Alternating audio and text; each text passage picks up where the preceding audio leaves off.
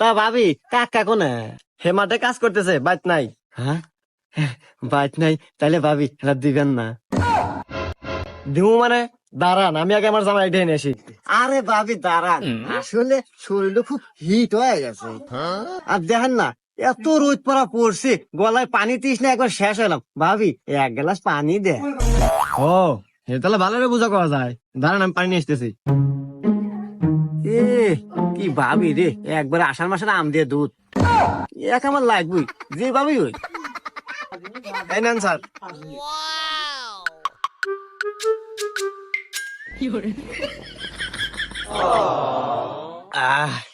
আহ ভাবি কি শান্তি আপনার কাছে।